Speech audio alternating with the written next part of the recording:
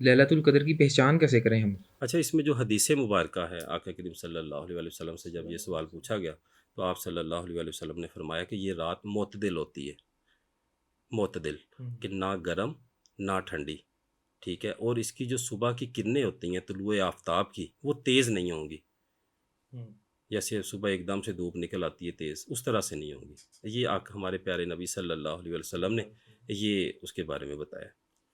سر یہ تیسرے عشرے کی بات کریں اور اعتکاف کی بات نہ کریں یہ تو تھوڑی زیادتی ہو جائے گی،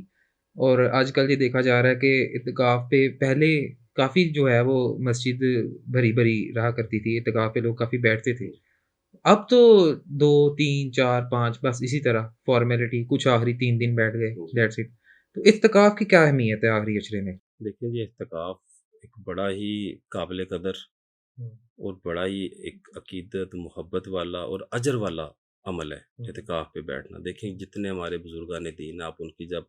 اسوان حیات پڑھتے ہیں، ان کی حیات مبارکہ کو پڑھتے ہیں تو آپ کو اعتکاف کی حیثیت کا بھی پتہ چلتا ہے، ان کے اس میں جو فیوز و برکات ہیں وہ بھی ملتے ہیں۔ دیکھیں جب آپ اپنی دین اور دنیا سب کچھ چھوڑ کے صرف اپنے آپ کو آخری 10 روز میں جہنم سے نجات کا جو عشرہ ہے، رحمت و برکتوں کا مہینہ ہے، چھوڑ کے اللہ کی بارگاہ میں پیش ہو جاتے ہیں اللہ کے قرب رضا خوشنودگی کے لیے، تو آپ کو کیا لگتا ہے جو ہماری شاہ رخ سے بھی زیادہ قریب ہے وہ اپنے بندے کو ایسے جانے دیں گے؟ ایسے ہی ہے نا، جب آپ نے 10 روز بیٹھ کے صرف آپ کی نیت ہی یہ ہے کہ میں نے اپنے رب کو راضی کرنا ہے، اپنے رب کو راضی کرنا ہے، بس میرا رب مجھ سے راضی ہو جائے، سب کچھ مل جاتا ہے مجھے۔ ایک سر میں آپ سے ذرا جنیرک کویشچن کروں گا، عام یہ روٹین سے ریلیٹڈ، کہ آج کل جو ہے وہ فائنینشیل انسٹیبلٹی جو ہے وہ بہت زیادہ ہے لوگوں میں، ہر طرف اگر کسی کے پاس ہے بھی تو وہ یہ کہہ رہا ہے اس میں برکت نہیں ہے، اور جس کے پاس نہیں ہے اس کے پاس تو چلو،